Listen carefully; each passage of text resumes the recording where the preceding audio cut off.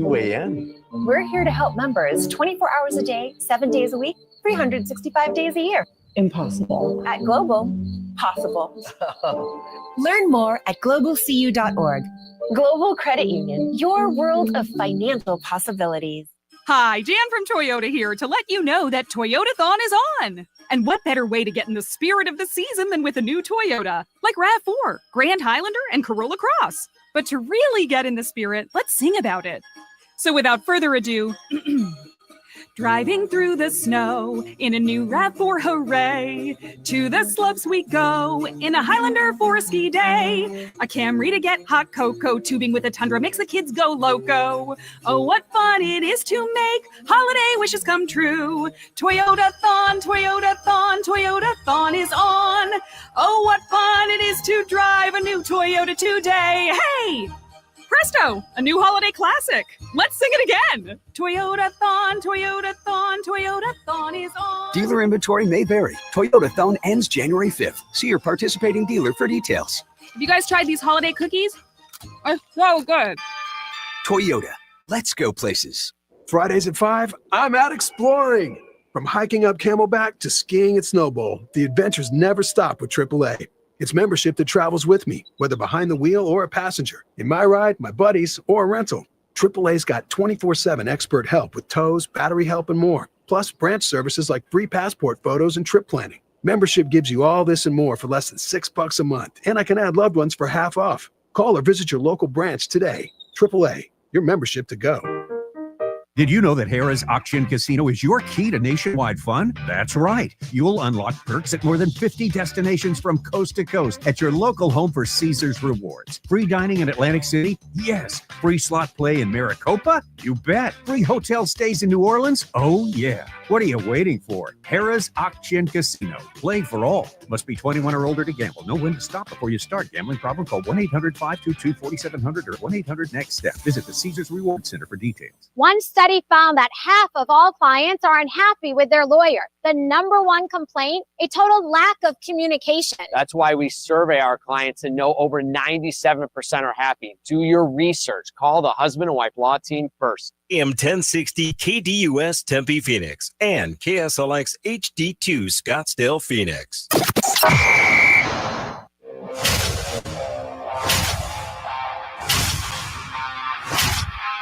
It's the lunch break.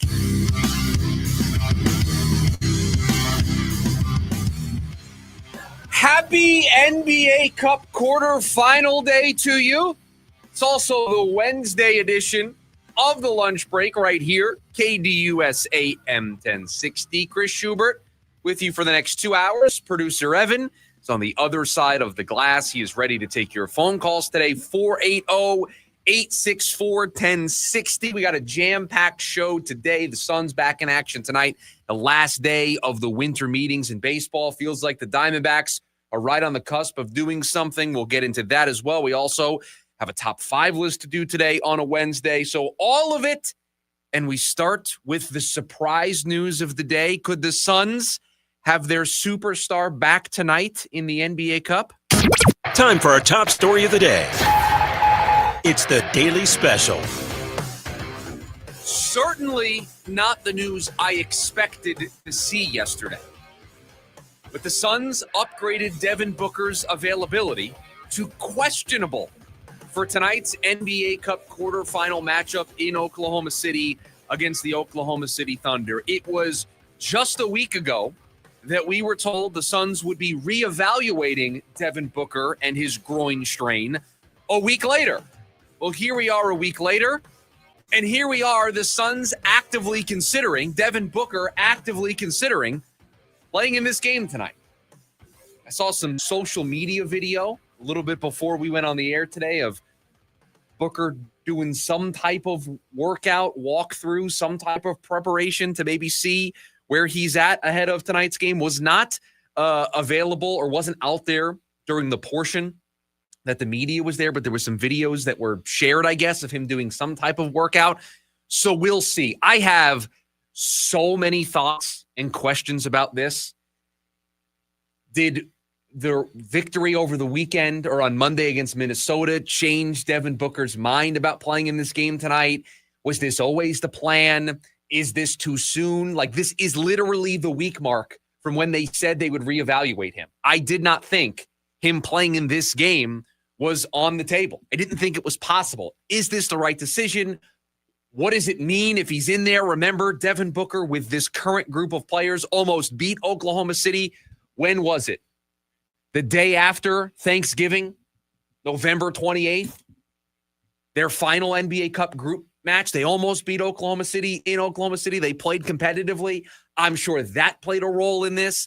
I'm sure Devin Booker, whether or not he plays tonight, is going to push really hard to play tonight because that's just kind of the identity of this basketball team. I think the NBA Cup matters to the Suns more than maybe it matters to other teams in the NBA. All of it has led us to open the show with this today, and we kind of get to sit back and wonder, is he going to play tonight? Is he going to be able to give it a go? And what risks are associated with that? Now, I'm not in the room. I'm not a medical professional. I'm not on the Suns training staff. I'm not somebody who's out there with him and knows when Devin Booker looks 100% and knows when he's still kind of dealing with it. I don't talk to him every day. I'm not the athletic trainers that are helping him rehab from this injury. So I don't know. I watched the videos. It looks like he could go if he wanted to go tonight, but are you risking a longer-term injury? And that's the opportunity cost that the Suns have to decide on. What risk is there for him aggravating this injury and then missing even more time? And is it worth it to play him tonight against an Oklahoma City Thunder team that is on a historic pace to start the year? They've won 15 games in a row now. They have one loss all season. You're already fighting an uphill battle, even if you had Book in the lineup. You lost to this team earlier this season. You played competitively. You had a chance to win, but you did lose. It's the best team in basketball, the defending NBA Cup champs. You're shorthanded as it is. Is this really the wise time to maybe, quote unquote, rush Devin Booker back? But he got upgraded yesterday to questionable, and social media was ablaze. Social media was going crazy of he's going to do it. He's going to be out there. He's going to try to play for this team. He's going to try to get on the floor and try to will this team to an NBA Cup quarterfinal victory. And you love what it says, I think, about the new culture that is being set here by the Phoenix Suns. Like, this is another example of how quickly the culture has changed. You got Dylan Brooks fighting through injury, Grayson Allen earlier this year, battling illness, getting out there playing. Now you got Devin Booker at the 1 week mark exactly from when we learned that he was going to be out. He's going to try to give it a go tonight. You love it. I don't know. Rationally, I don't know if I love it, but emotionally, this is great news that he is now upgraded to questionable and they're going to give this a shot. This is the type of move that kind of gets you bought in on the coach, because this is a guy in Devin Booker who, let's face it, if the Suns season wasn't going the way it is, he probably sits this one out, get fully healthy, if he isn't already fully healthy. But there's buy-in. This is a guy who wants to be on the floor for this team, wants to play for the head coach, and wants to play for a chance to win the NBA Cup. And maybe they're rushing him back a little, but it's because of the desire to play for this team. And seeing him go from just out to questionable, doesn't it set the tone like, oh my gosh, he's going to play? It certainly feels like, with everything that has happened on social media and since, it just feels like he's going to play tonight. Right. Him being upgraded to questionable yesterday, kind of fueled this fire to where it would almost be a shock if he doesn't play tonight, because I didn't expect him to play in tonight's game. We tried to figure out when he could come back, and we thought it would have been next week during the semifinal round, if and when the Suns lost tonight, when they play those regular season games on the 14th or the 15th. Or we even said the 18th against Golden State. We thought the extra rest that the NBA Cup provided felt like a runway for the Suns to really take it easy. Because interestingly enough, while not maybe the plan at the beginning of the season, the Suns have played their way into this season meaning more than just an NBA Cup run, right? They have played their way into actually making the postseason. They have played their way to where, they beat Minnesota the other night without Devin Booker. That's the team that holds the 6th spot in the NBA Western Conference, and you avoid the play-in tournament.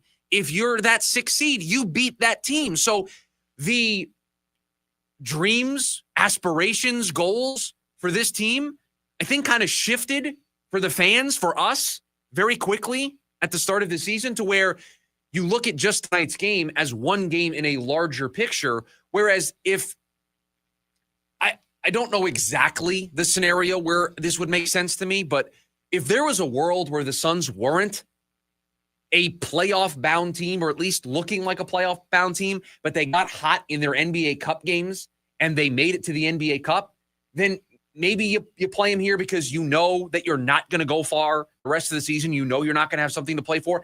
They actually have something to play for on the other side of this, which is a play-in tournament spot, which they feel pretty comfortably to hold right now. But more importantly, a chance to be the 6th seed and avoid it altogether and get a home playoff game and not have to, win just one game to continue to move on. And so to me, that thought is so predominant for me today of, I don't want the Suns to jeopardize that.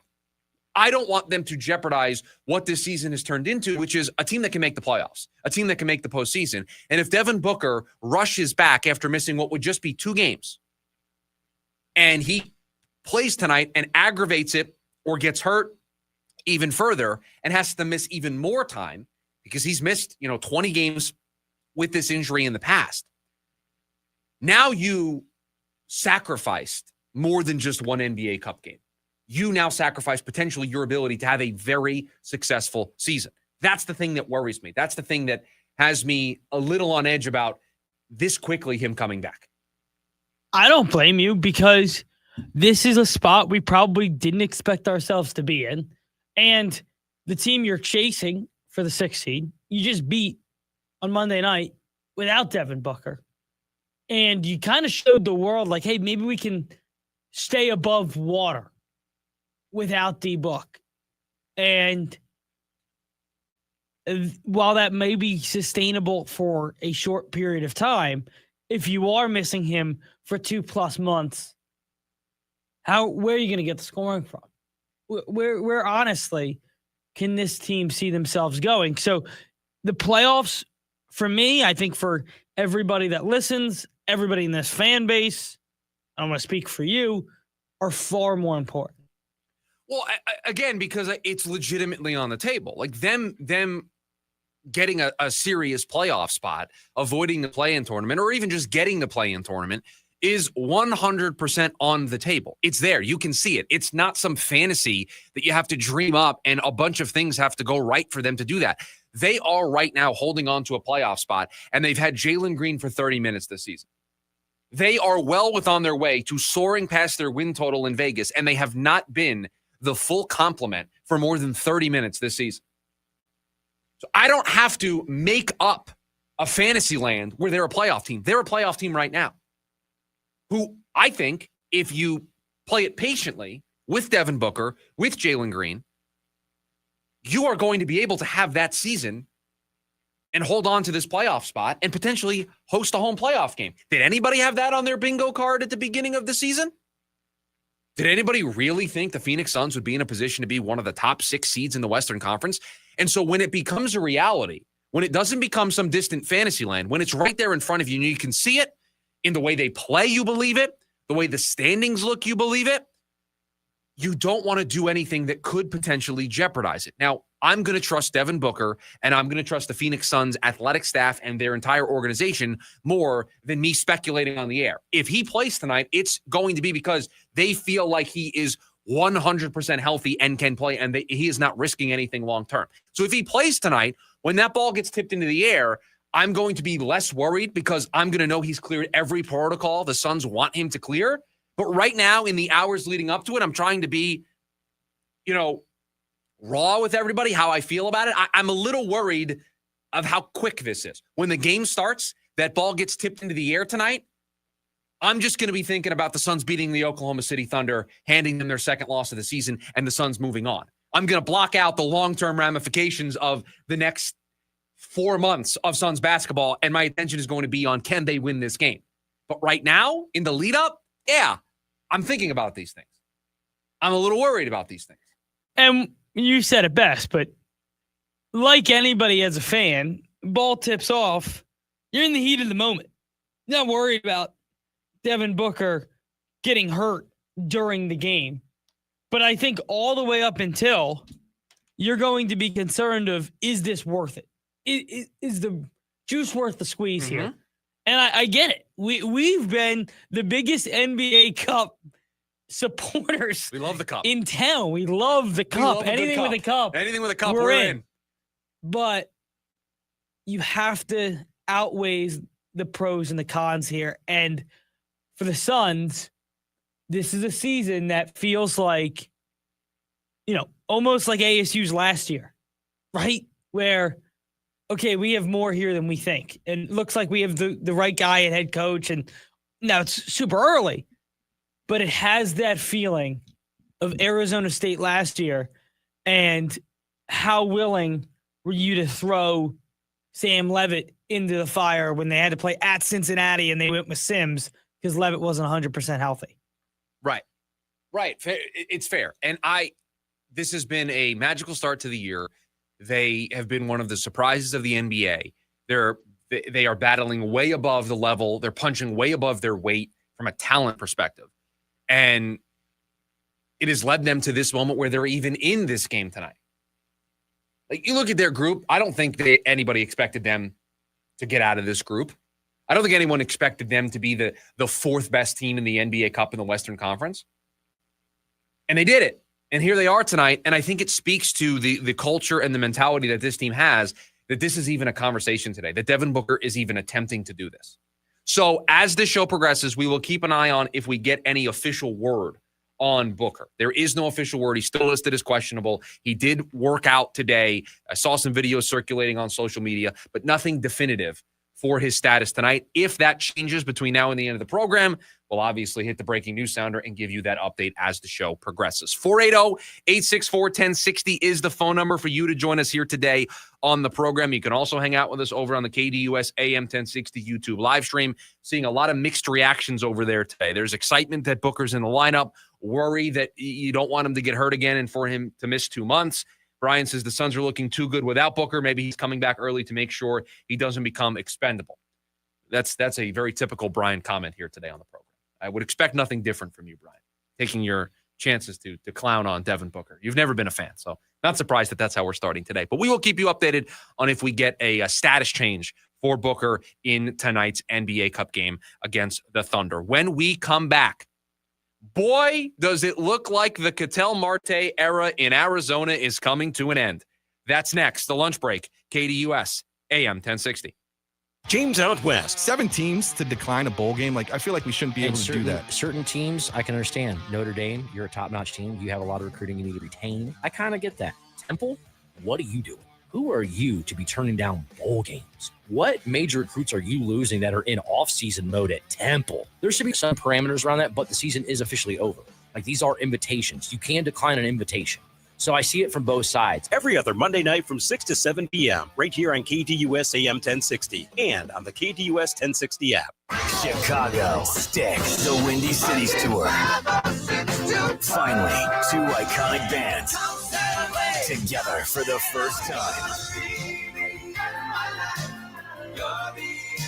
September 1st, Mortgage Matchup Center. Tickets on sale now at livenation.com. Don't miss Chicago and Sticks. All the hits. Your kind of tour. To 15-year-old Harper, buying an $80 vintage rock t-shirt is a great investment. To Harper's mom, this logic has a few holes in it. So she helped Harper open a Wells Fargo Clear Access banking account. With no overdraft fees and tools to track spending, Harper's learning, one heavy metal tee at a time. However you make money work, Wells Fargo can work with that. Terms apply. Visit wellsfargo.com/deposit disclosures for fees and details. Hellsberg gifts checked off the list. Now, time for wrapping. Earrings for mom. a gold bracelet to match the rings Danielle wears every day. And for Dad, a new watch, because we all know he needs one. All right, this is going to be a good one. Our favorite things for your favorite people. Shop in store at Hellsberg.com for up to 50% off. This holiday season, elevate your event at Talking Stick Resort. From breathtaking views and a world-class golf course to 113,000 square feet of flexible event space, every detail sets the stage for an unforgettable holiday party. Whether it's cocktails under the stars or a fully produced banquet with state-of-the-art AV, Talking Stick has it all. Plus a luxurious spa for next-day recovery. Secure your celebration today. Talking Stick Resort, Scottsdale's premier destination for celebration. Life well played. Rome here through Rome Report. The Monday night showdown between the Chargers and the defending champion Eagles was a pretty brutal watch. Looking at you, Jalen Hurts, never mind unwatchable. This dude is practically unplayable after turning it over 5 times himself, including twice on one play, something no player has done since at least 1978. Wasn't this guy the Super Bowl MVP last year? Don't they pay this guy $255 million over 5 years? Where's that guy? Because looking at Hurts right now, he's just a guy, a dude incapable of elevating his play and making those around him better when the situation calls for it. Yes, it was a horrible game, but that's no one-off. That's who and what he's been for most of the year, no matter what his numbers say. I'm not saying he's their only problem. I'm saying he's by far their biggest problem and toughest fixed. Good news is, though, Philly's finest will not need to grease any light post this season because this crew is not sniffing another Lombardi. I'm Jim Rome.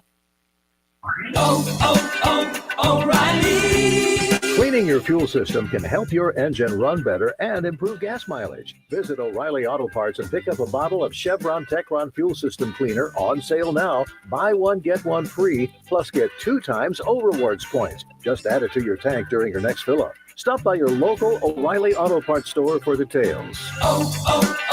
O'Reilly Auto Parts. This is the story of the one. As an HVAC technician, he and his digital multimeter are in high demand. So when a noisy office HVAC turns out to be a failing blower motor, he doesn't break a sweat. With Grainger's easy-to-use website and product information, he selects the product he needs to keep everything humming right along. Call 1-800-GRAINGER, click Grainger.com, or just stop by. Grainger, for the ones who get it done. On your ride home from work, join in on the Sports Zoo with Dave Rooster Bierstein. If we owned our own football team called the Angry Roosters and we kept signing people to contracts and they weren't honoring their contracts and kept demanding raises, at what point do we throw our hands up and just say no to everybody? We signed you to a contract, play out your contract, and that's it. You earn a better contract on your next one, we'll pay you for that. Live weekdays from 5 to 6 p.m. here on KDUS AM 1060 and on the KDUS 1060 app.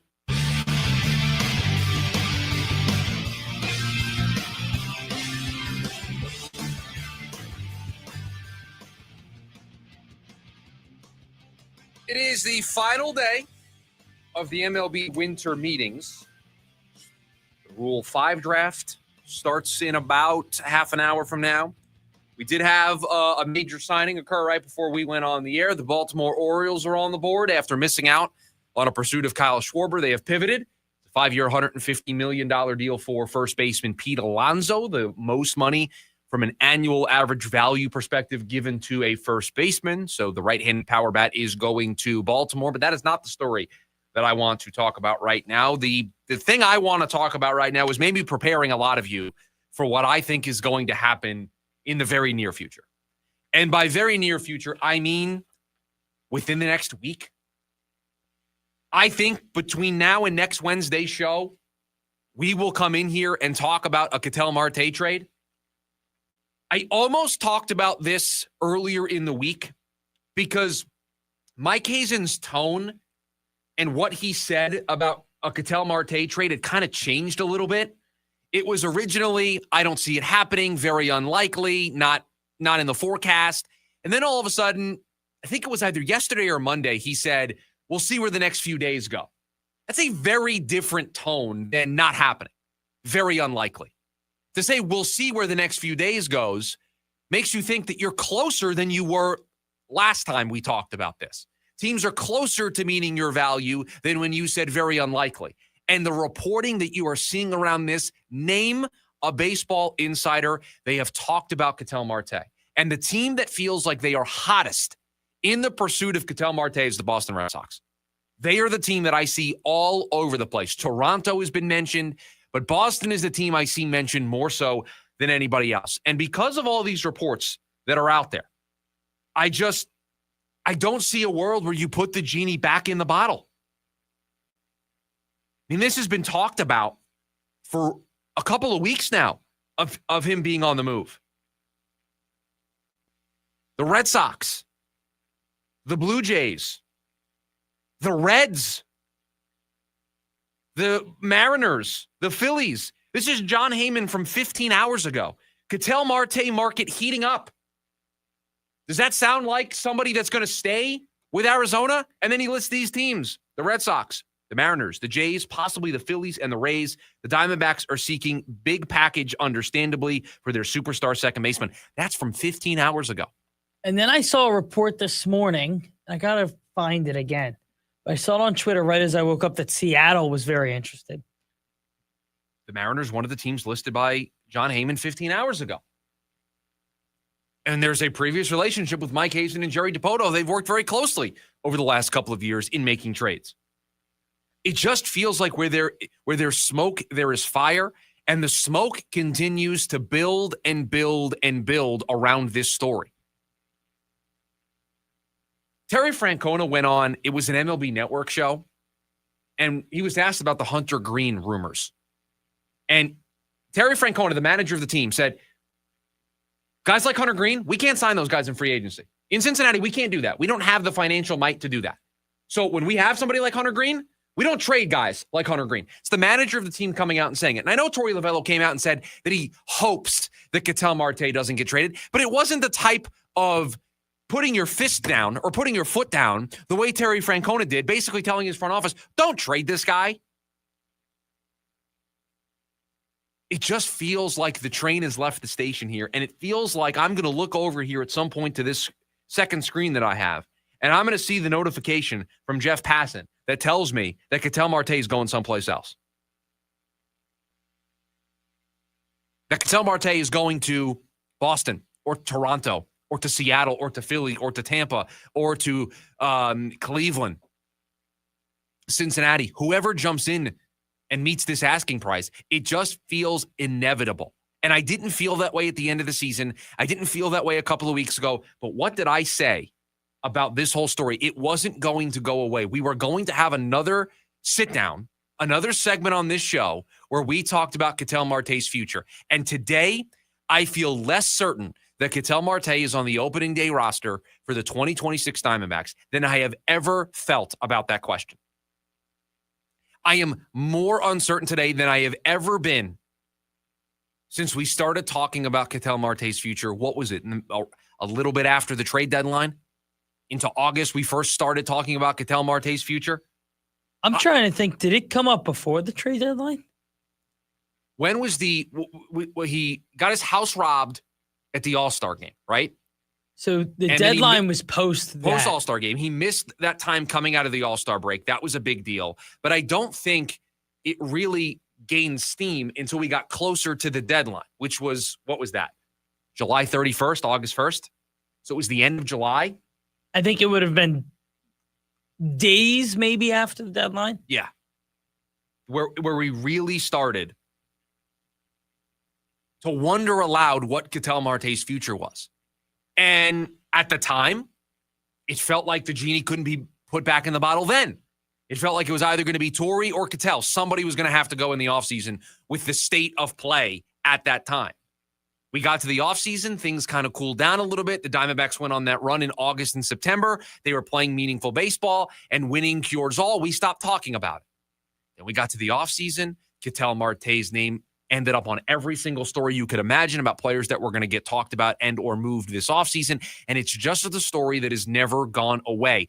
And while I said that it was the story that was going to continue to be talked about all offseason, I now think we've jumped to another level to where John Heyman isn't in the business of throwing names out there that he thinks aren't going to get traded.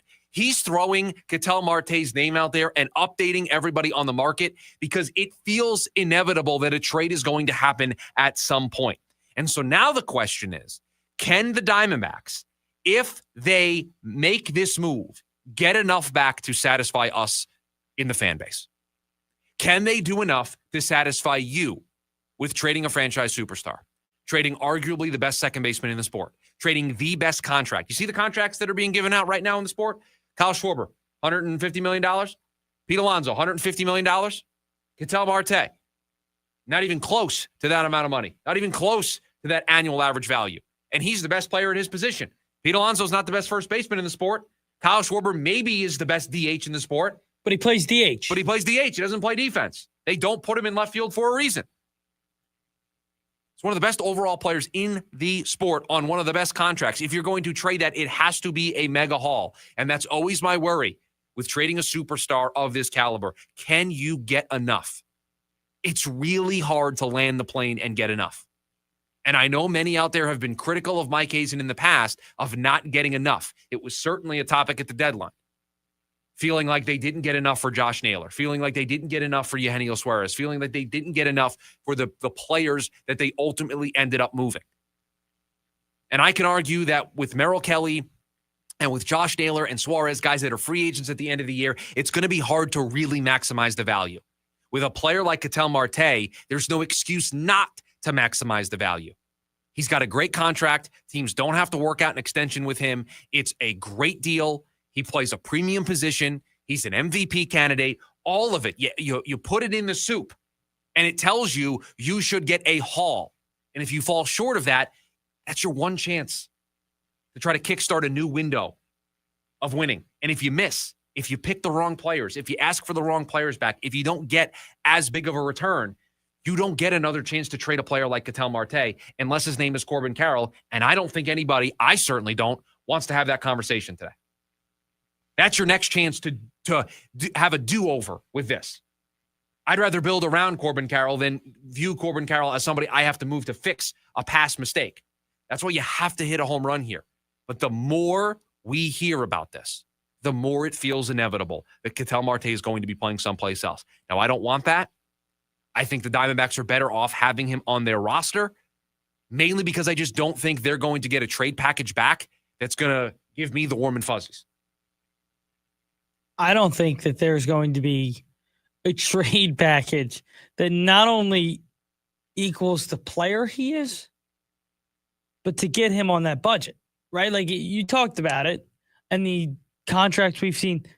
This is the Diamondbacks guy, but there's a reason, I think, from behind closed doors that this has built as much traction as it has. I just think these talks are gaining legs to a point where I think the Diamondbacks are more open to this than they've ever been because the offers must be getting close. The offers must be getting close. And the music to Mike Hazen's ears is you got multiple teams interested.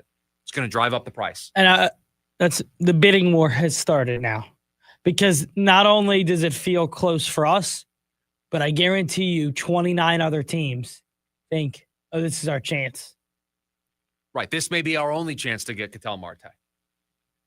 Because as time goes by and we get further and further away from the incident of last year, time heals all wounds, right?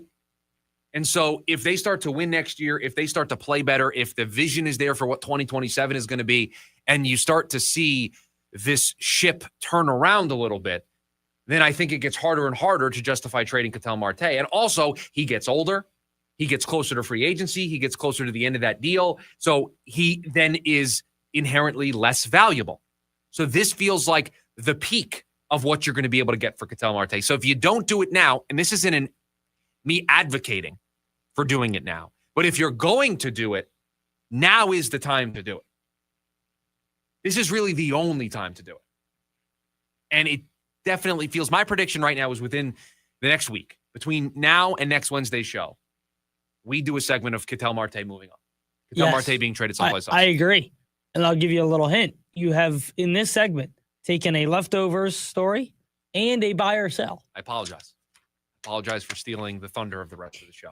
I will make sure I stop right here to not steal anything else that could happen throughout the remainder of the program. 480-864-1060, the phone number for you to join us here today on the show. You can also watch the show over on the KDUS AM 1060 YouTube live stream and chat away with us over there. When we come back, the Cardinals are having a downright awful season.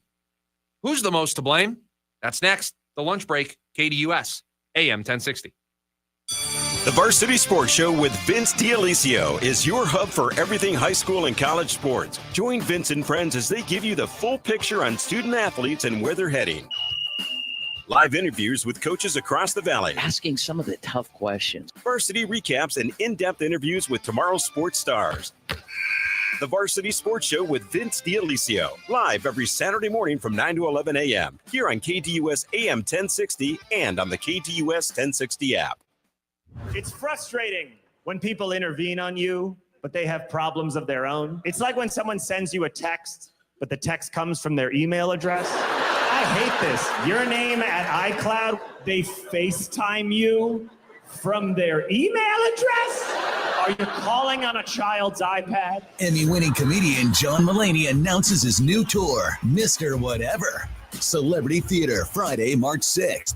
Tickets on sale now at etix.com. I have a great idea. Oh boy. Here it comes. Let's go caroling. Don't wanna. Gary, I love the holiday spirit, but this is a busy time at Alaskan AC. Don't wanna. Folks are calling for repairs. We have Alaska vacations to do. I don't wanna. Yeah, and that. I don't wanna. Oh, come on. Here, look at the sheet music. This song? Oh, I see where you're going. It goes like this. If you want your furnace to last all winter long, with an Alaska vacation, it will always blow strong.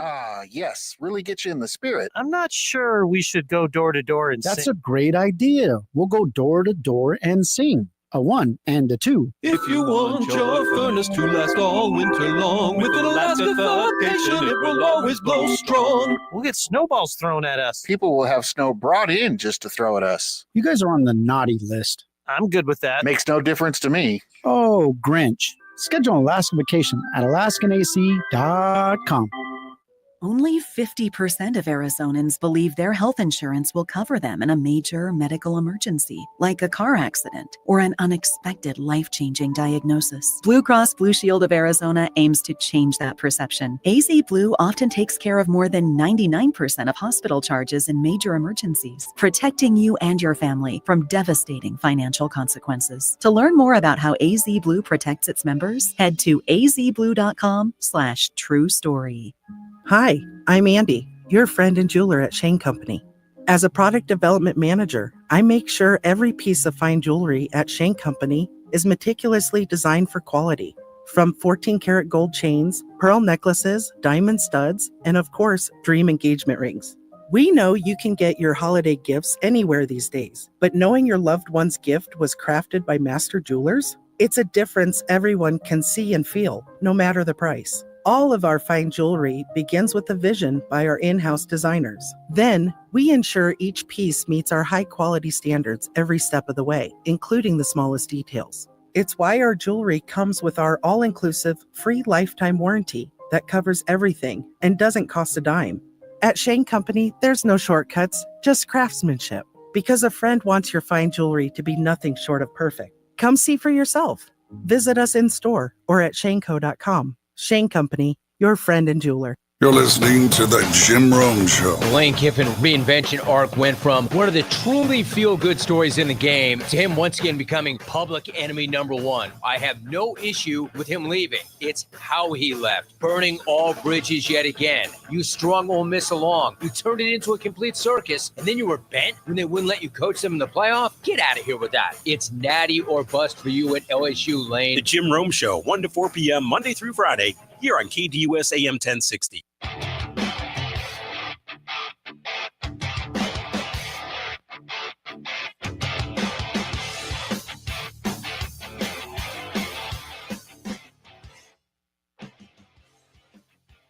I want to do this in two parts, if it's okay with you, Producer Evan.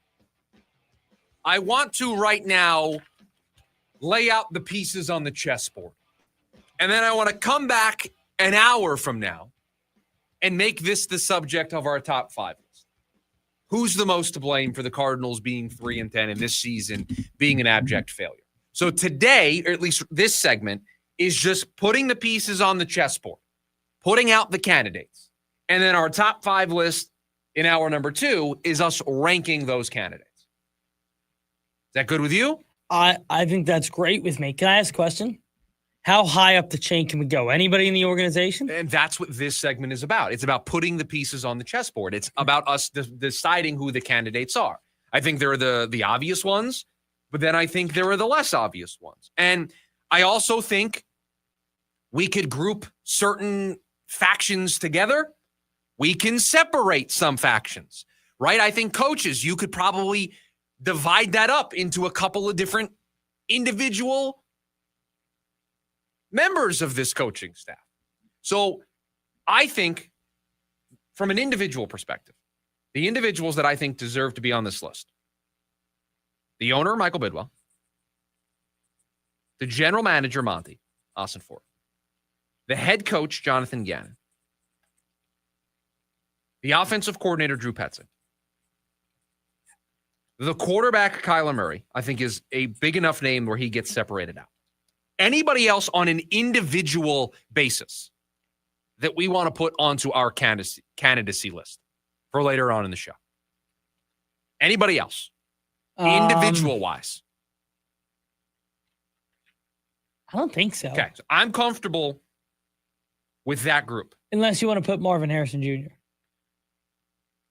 I don't think he has the role like a quarterback that you can blame the entire season on.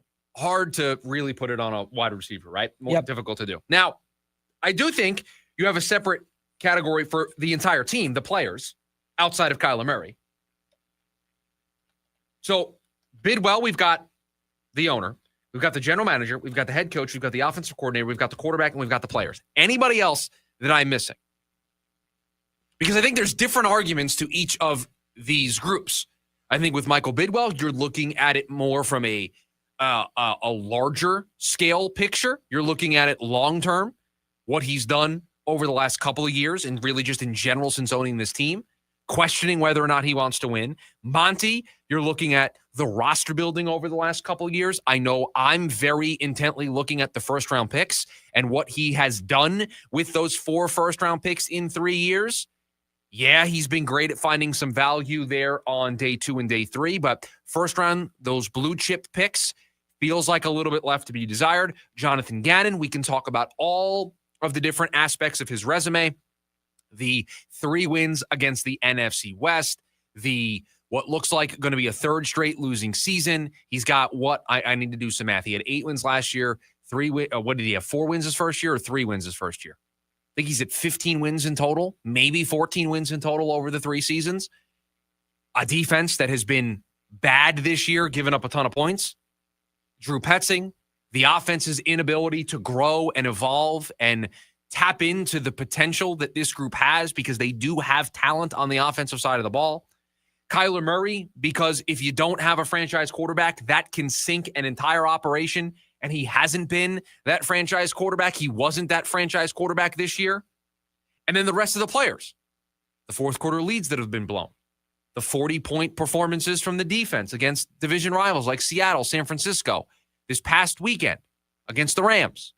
I think all of it gets put onto this list because they all have a slice of the pie. They all deserve some level of blame. I think everybody that we've put on this list deserves some share of the responsibility for not just the 3-10 season that they've had so far this year, but overall this 3-year chapter of Cardinals football missing the mark, falling short of the expectations, which is interesting because when Jonathan Gannon got here, things were about as low as you could get. And I wonder if we're actually at a lower point now than we were back then. I wasn't doing daily talk radio. I wasn't in the weeds every single day, sharing my emotions on a week-to-week basis, a day-to-day basis. So I don't know. This feels like a pretty low point for me. This feels like a lower point than when Jonathan Gannon got here, mainly because you're going to enter an offseason in which you don't have a quarterback. And you have to solve that part of the puzzle. But these are the players: Bidwell, Monty, Gannon, Petzing, Murray, and then the rest of the team with the players. So in hour number 2 of the program, we're going to take this group and we're going to rank them. They're going to be our top 5 this week, 1 through 5, who we think is most responsible to least responsible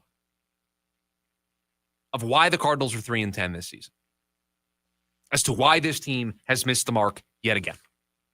So those are your candidates. You can think about it. You can share your top 5 list in hour number 2 of the program when we share ours. In the meantime, when we come back, we'll wrap up hour number 1 here of the lunch break with a little buy or sell, hottest takes in the Valley. I will buy or sell them next. It's the lunch break, KDUS, AM 1060. Join in on the Sports Zoo with Dave Rooster Bierstein. The Chiefs have had some really bad calls against them this year as well. I'm sure everyone listening is going to roll their eyes and say, well, the last 7 years the Chiefs have had great calls. Maybe they have, but there should be no makeups. There should be great refereeing or the best available refereeing every week. And in a lot of games this year, there's been a lot of bad calls. The Chiefs have been part of that. Live weekdays from 5 to 6 p.m. here on KDUS AM 1060 and on the KDUS 1060 app. The other day, I couldn't find my belt, and my wife found my belt, and as she brought it to me, she said, "Where would you be without me?" And I wanted to say, exactly here without the belt.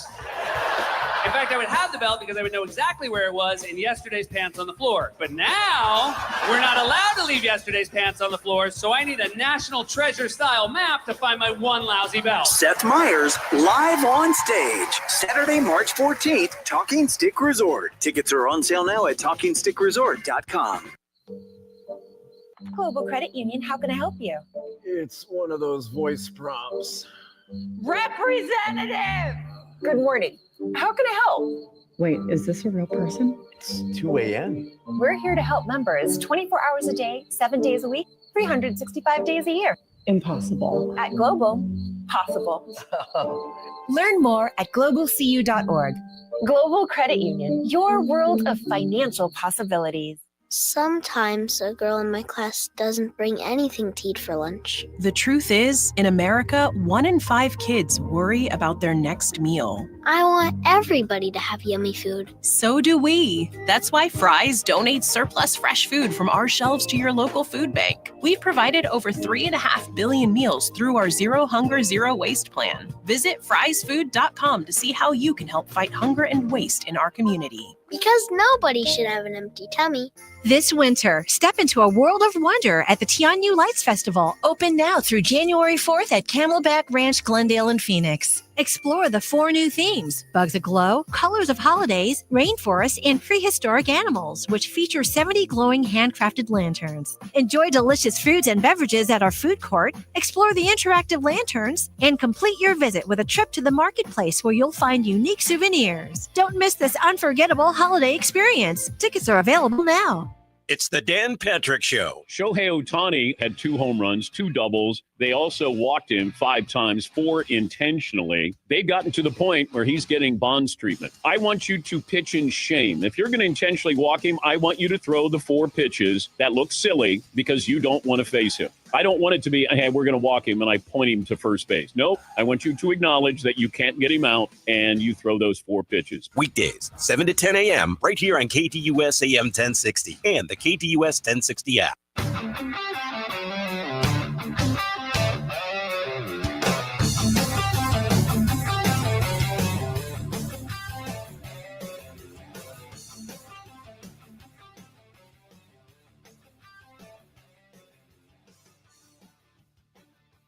Back to wrap up hour number 1 here in the lunch break on KDUS AM 1060. Thanks for hanging out with us.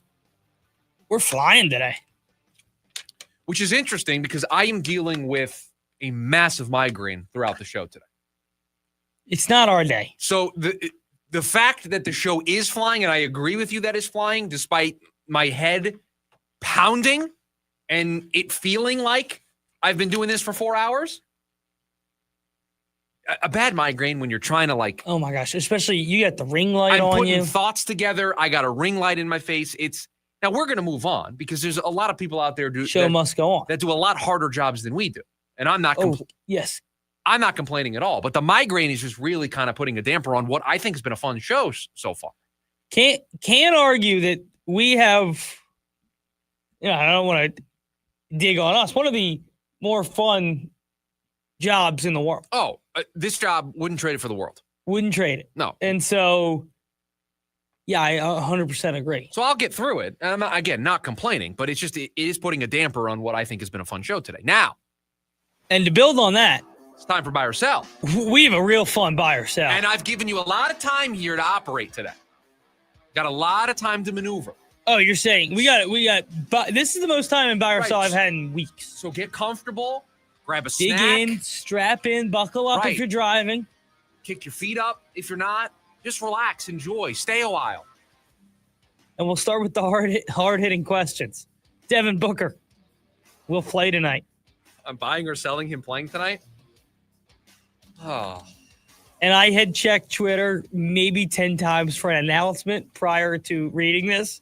So no announcement yet. I'm going to buy this. They upgraded him to questionable. This dude, they're going to have to ban him from the building in order for him to not play. Like, if they want him to not play, they're going to have to send him home. That's how badly he's going to want to play in this game tonight. Because I also think there is some pride for everybody in that room. They almost beat this Oklahoma City team a couple Fridays ago. To them, they feel like they can beat Oklahoma City. And I know that's weird to say out loud to a team that has one loss all season, but they feel in their heart of hearts they could have beaten Oklahoma City and they could have been perfect and they could have won the group in the NBA Cup group stage. So they're going to want a little revenge. They're going to want to go on a run. They're going to want to take that trip to Vegas. So I think you add all that together, he's going to force his way into the lineup tonight. Bye. Ketel Marte will be traded by the end of the week. By the end of the week. So by the time we get off the air on Friday, or do I get all of Friday? You get all of Friday. How about this? Most people finish their job at 5 o'clock Friday. I will sell. This feels like it's an over the weekend kind of thing. Got a lot of teams in the mix. A lot of offers that have to be kind of deciphered. And the bidding war is going to go up and up and up. And I think you have a couple of days of that. It's been interesting to see some of the teams involved. I wasn't expecting some of them to be involved. By the way, shout out to our favorite Twitter account, D-Back Stats and Info. This ties into what you're talking about. Well, guy or gal, I don't know who runs the account. It's true. It just says Stats and Info. I don't know. Kyle Schwarber is 32 years old in 280 days. He got 5 years, $150 million. Pete Alonso's 31 years and 3 days old. He got 5 years, $155 million. Ketel Marte is 32 years and 59 days old. His contract from today, 5 years, $92 million. Ketel Marte better than both of those players. And in the tweet, D-Back Stats and Info said the price for Ketel Marte just went up. Now, I don't know if that's exactly how it works, but it's going to be the price tag is going to be high. Will a team meet it? I just don't know. Speaking of that, and speaking of price tag, the D-backs need to get 3 close to or MLB-ready players in a Ketel Marte trade. Say that one more time. I'm going to blame the headache on that one. They need at least 3 close to or MLB-ready players in a Ketel Marte trade. Oh, I'll buy this. Yeah, they need at least I know everybody wants major league ready talent. If you give me a top prospect that at some point in 2026, maybe 2027 can contribute, I'll consider that a win. I want one player that I can insert into my opening day roster. But if I have a package of 3 players and the other 2 are maybe a little bit further behind, I'm okay with that. I need at least one that can play in the big leagues this year. But in general, I want players that can help me in 26 and 27 at the latest. Arizona State will have a top 15 quarterback in the country next year. So statistically, when we get to the end of the season, this quarterback statistically, you would deem him in the top 15 conversation. I do think Lenora Sellers is one of the top 15 quarterbacks in the country right now. So yes, I will You see, interesting name that didn't come up, Did but you see Coach, he's officially in the portal now? yes, I did. Yeah. Interesting name that didn't come up, but a lot of changes going over at that university. DJ Lagway may hop in the portal here. He's in Florida right now, right? Yep. We're going to talk about Sam Leavitt at the top of the hour. They've got to get this right. And I think it's going to have a lot to do with what we talk about at the top of the hour about Sam Leavitt. They've really got to get this right. And they got it so right with Sam. Right. With where the program was at. But now you've used it. Sam has used you and you've used him, right? So that's, and we'll get into that in the next segment. But you've taken that next step. So understand that. There's nothing that would drive the Cardinals from an on-the-field standpoint to make a change at GM and coach this offseason. There's nothing. I will sell this take. When people smarter than me talk, I just shut up and listen. Albert Breer is starting to talk about the Cardinals needing to make a move at the end of the season. And I don't think he's opining. Like, I think that's somewhat sourced.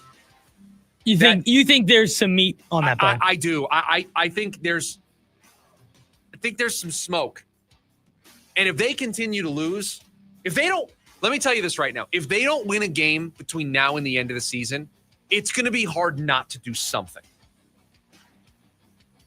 If you lose to Atlanta, I just want to be very clear. If you lose to Atlanta, I would fire him right there. I continue to just push back on the idea of a change now, doing anything for this team. I understand that. I think it's just, and it doesn't do anything for you other than set a precedent that this is over. Let's move on.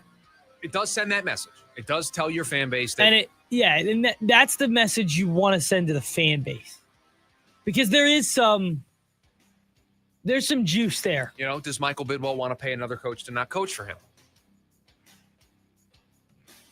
It's a fair conversation. Well, I don't. To me, if Michael Bidwell wants to win, if Michael Bidwell wants to put his money where his mouth is because he's building a brand new facility and he wants to turn this franchise around, I'm not going to allow something that doesn't count against the salary cap to impact my ability to field a competitive winning football team. If I no longer feel that Jonathan Gannon is the right guy for the job, and it has nothing to do with the fact that I don't want to pay him, then you make the change. But if you're going to allow that to influence your process, and that you're going to tell everybody that you think he's the right guy for the job because you don't want to pay a coach to not coach for you, then you're not in this for the right reasons. You're not doing the moves that are necessary to put a winning product on the field. And this isn't you having a quick fuse or making a quick hook after one season or two seasons. This is after year 3. This is where you're supposed to see it. And you started to see it at the beginning of last year. And perhaps we dive into this a little bit more.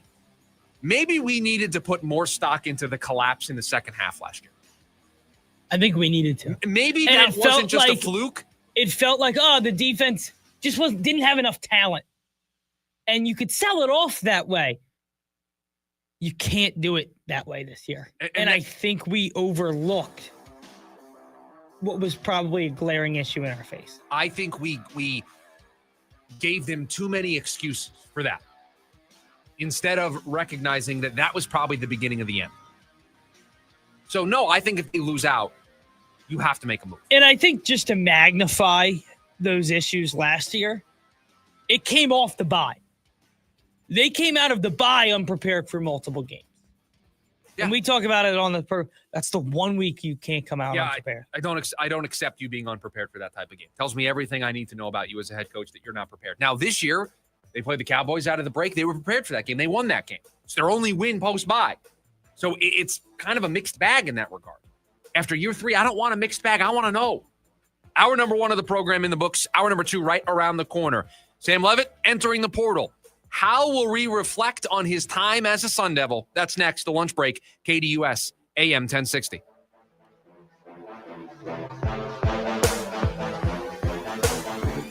AM 1060 KDUS Tempe Phoenix and KSLX HD2 Scottsdale Phoenix.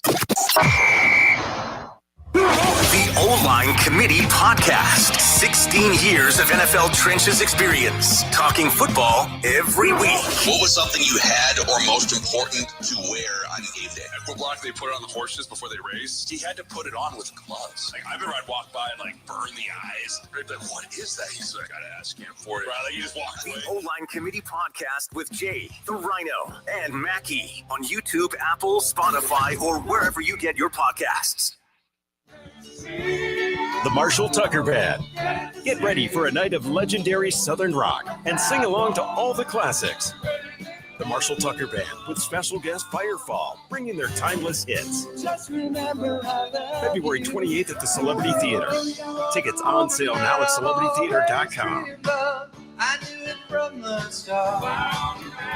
The Marshall Tucker Band and Firefall, brought to you by Danny Salisco Presents. A noisy garage door is a cry for help that often requires only simple maintenance. However, if left untreated, could lead to costly repairs. Hi, I'm Tommy Mello from A1 Garage Door Service. Don't wait until a simple garage door repair becomes a major problem. If your garage door is noisy, if bugs are getting in, or if it struggles to open, your garage door is in need of repair. From simple repairs to upgrades, it's A1 from day one. We fix garage doors fast and with quality parts designed to last a lifetime. Our springs, rollers, and openers are tested by running them up and down, open and closed, all day, 24/7, so you can feel confident with every A1 garage door repair. Replacing the bottom rubber on your garage door can have a huge impact on the number of bugs you see in your garage and in your home. Keep those creepy crawlers outside by calling A1 Garage Door Service today and receive the best service, best parts, and best warranty in the industry. A1Garage.com, A1 from day one. Call today and take advantage of our $29.95 tune-up special. Right now at Del Taco, you can get 2 grilled chicken tacos for just $3. You hear that? That's the real sizzle of a real grill. At Del Taco, we freshly grill our marinated chicken right here in our kitchens. Not some factory far, far away. It's what makes our grilled chicken tacos a top seller for over 30 years. So come get 2 grilled chicken tacos, made to order for only $3. A real good deal we can all use right now. Only at Del Taco. Del, yeah. Price and participation may vary. For nearly 25 years, Primavera has helped thousands of Arizona students succeed with an accredited world-class education, tuition-free and from home. Don't wait. Enroll today at chooseprimavera.com. That's chooseprimavera.com. AM 1060 KDUS Tempe Phoenix and KSLX HD2 Scottsdale Phoenix.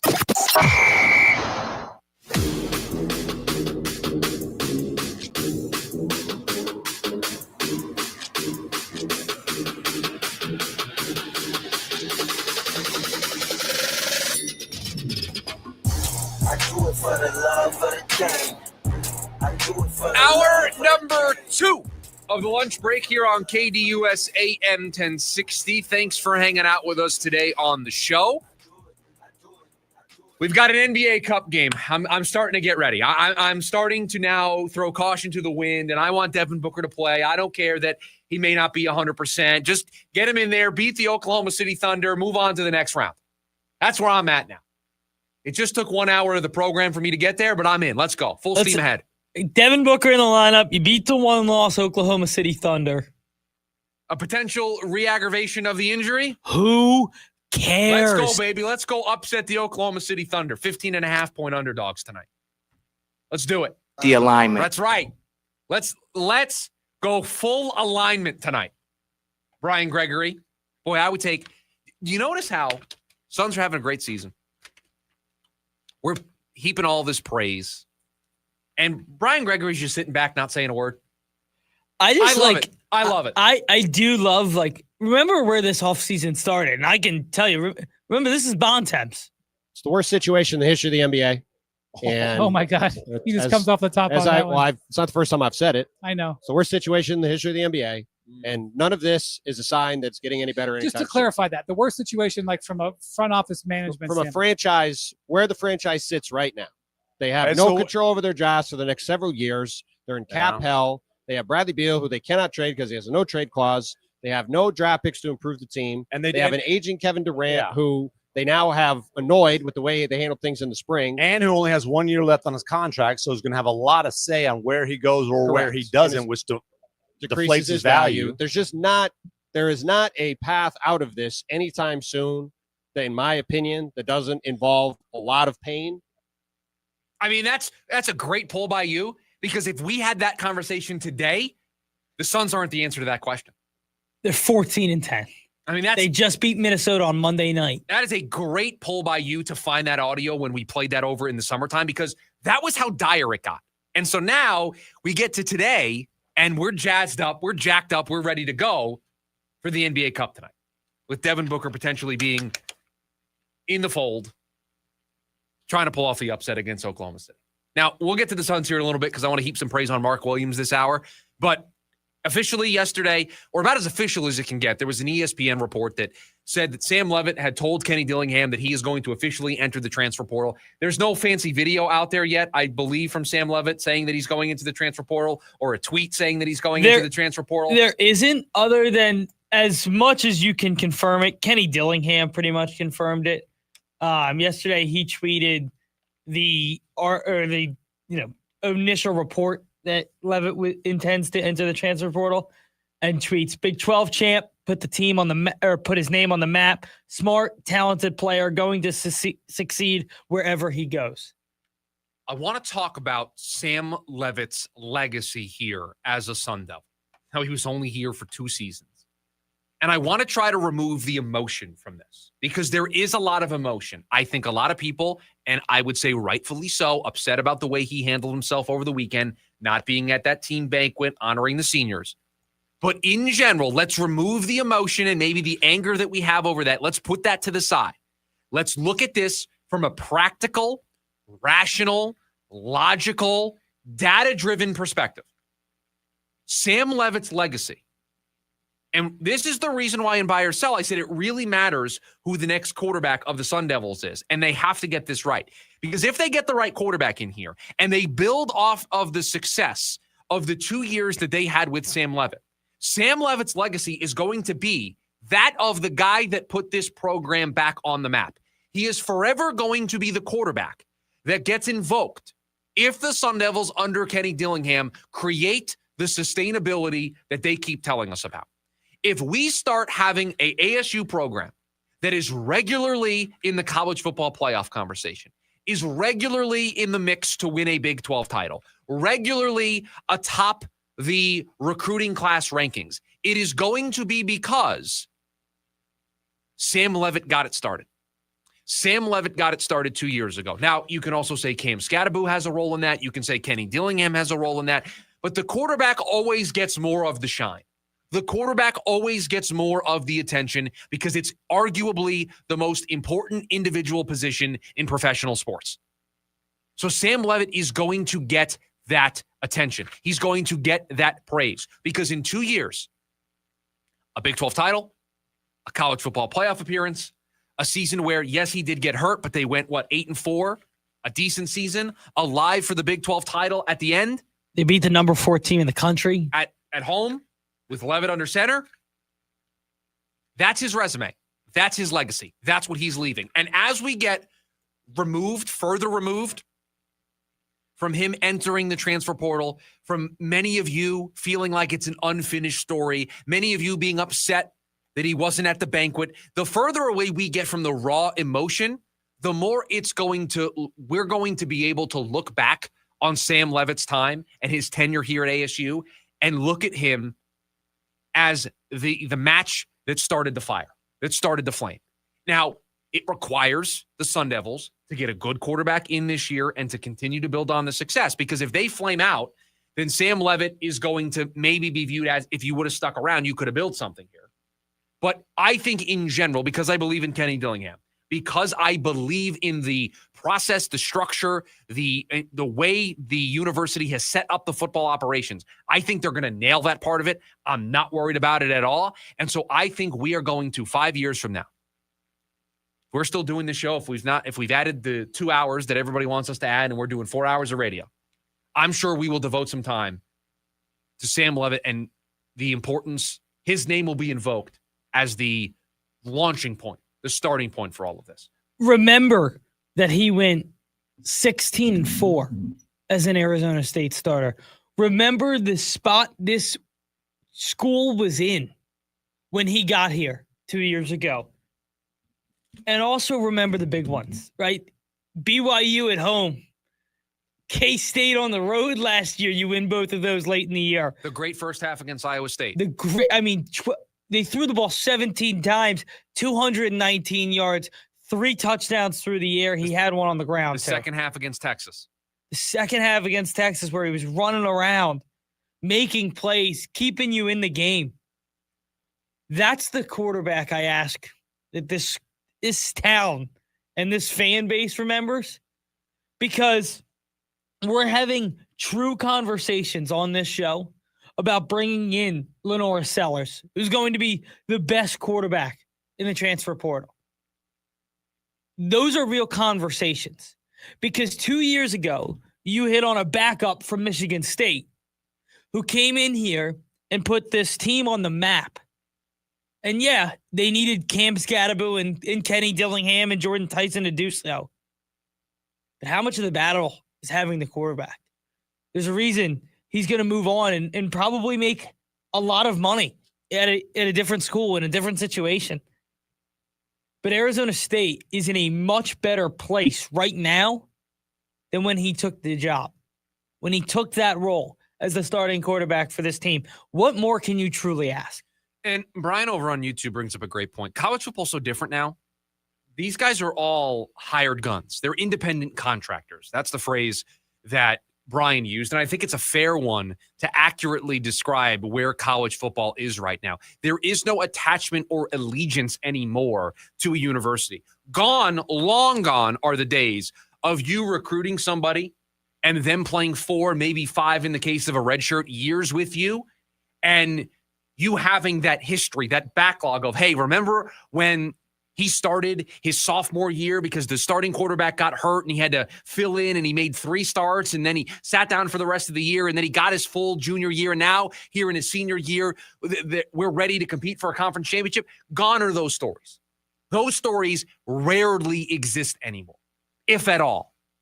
Now it's about putting together the best roster every single year with the resources that you have. So I don't blame Sam at all for leaving. I don't blame Sam at all for thinking he can get more money and get a different, better opportunity someplace else. I don't fault him for that at all. That's how college sports work. And so because I don't fault him for that, I feel comfortable looking back fondly on his time here at Arizona State, because I do think he is going to be the figure we look back on as the person that helped put this program, if you want to say on the map, if you want to say back on the map, however you want to define it, Sam Leavitt, I think, is going to be the poster child for that movement, because I think the sky is the limit for this program moving forward. This is 2 years you can continue to build on. And that's what we didn't think they would have. When Kenny Dillingham took this job, just in his introductory press conference, just in the way they conducted themselves and kind of, vaguely being around the program, I was like, in 5 years, they're going to have something here.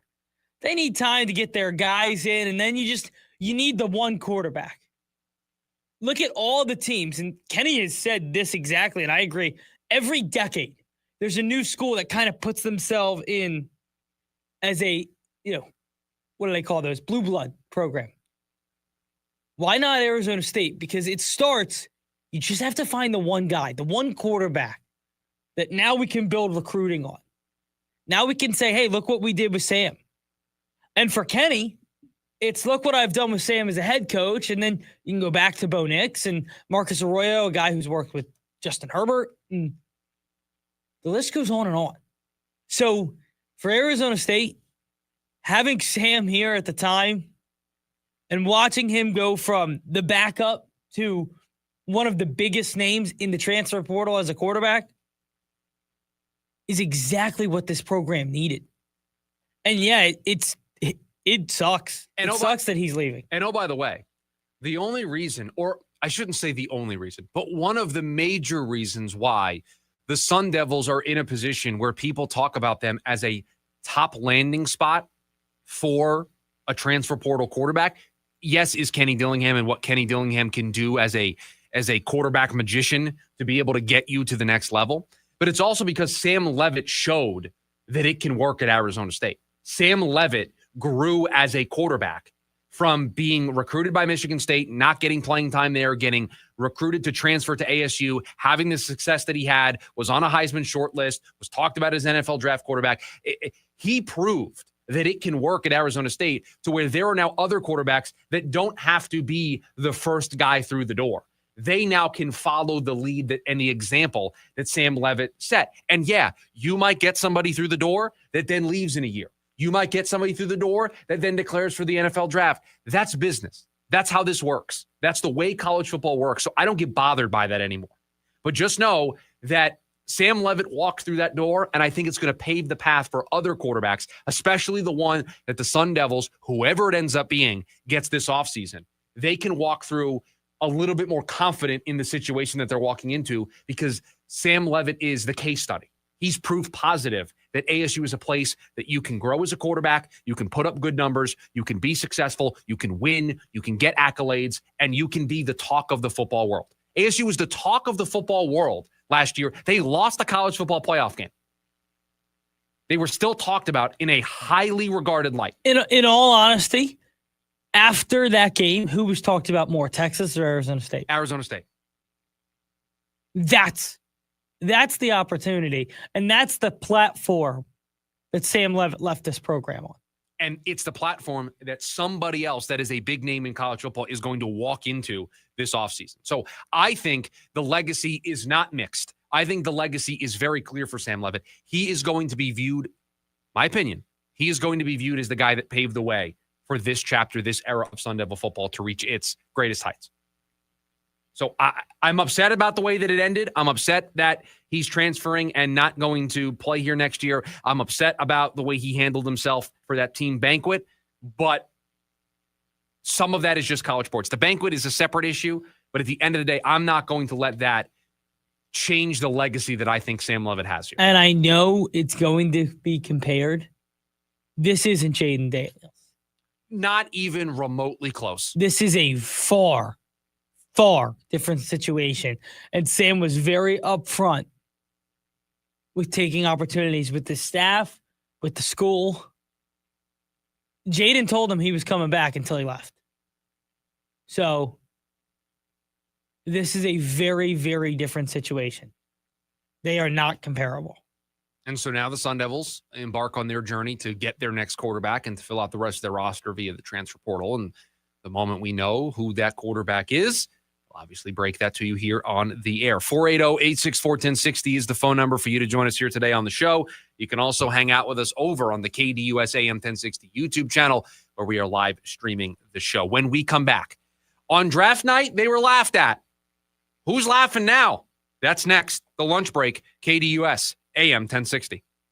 ASU women's basketball right here on KDUS AM 1060. Hop in this Sunday as head coach Molly Miller and the Lady Sun Devils look to square off against Oregon State. ASU has taken control of the court all season long and now look ready to show off their talents up in Oregon. Join Jeff Munn on the call live from the Beaver State. It's ASU versus Oregon this Sunday. Pregame at 1:30 and tip-off at 2 right here on KDUS AM 1060. Online at KDUS1060.com and on the KDUS 1060 app.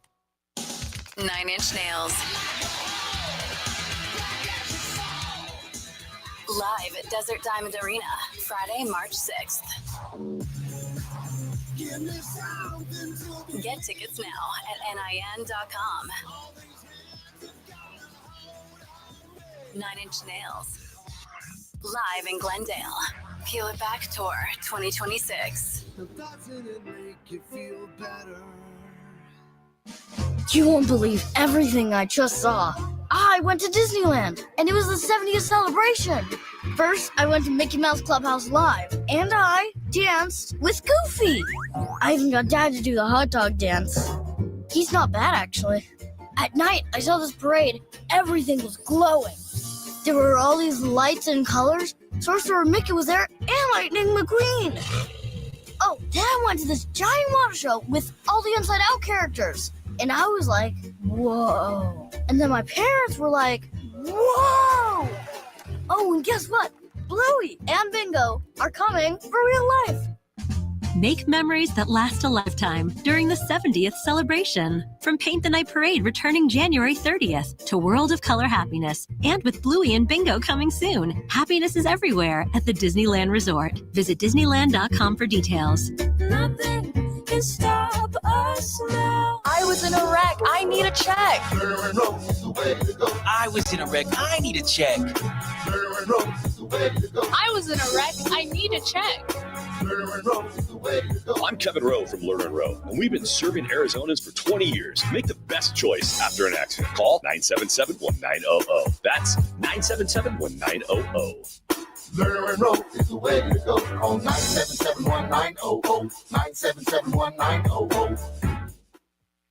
And Patrick, and this is Above the Noise. The NCAA's slow march towards expanding the men's basketball tournament has finally reached a pressure point. After more than a year of discussion, NCAA President Charlie Baker made it clear this week a definitive decision must come by April. The proposal on the table would grow the field from 68 to as many as 76 starting in the 2026 or 2027 season. Is expansion needed? Well, not exactly. If you can't qualify as one of the 68 best teams in the country, tough to claim that you were unfairly left out. This is not college football's smaller playoff where the elite teams are squeezed out by limited access. March Madness already cast a wider net. But if you look at it from the fans' perspective, expansion feels like a win. More games, more drama, more chances for March to be madness. Adding more low-ranking programs cannot dilute the magic that makes the bracket so special. If the competition holds up, fans aren't going to be complaining with a bigger March. I'm Dan Patrick, and this is Above the Noise.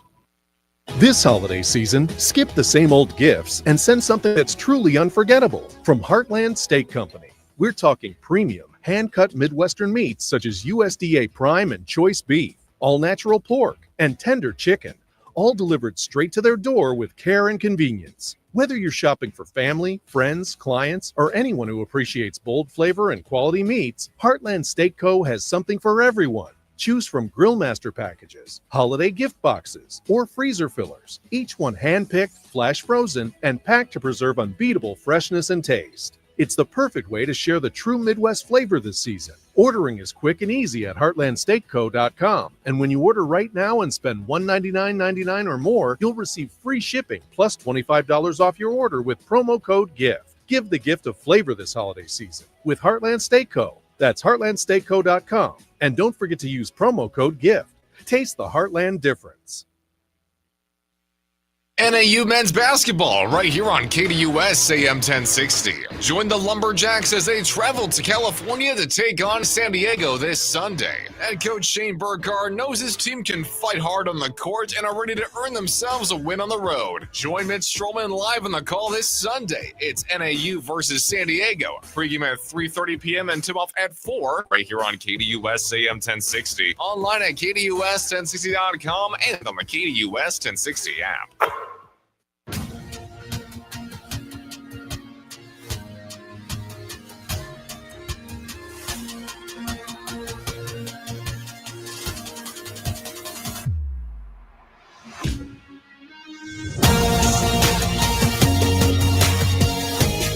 It wasn't that long ago.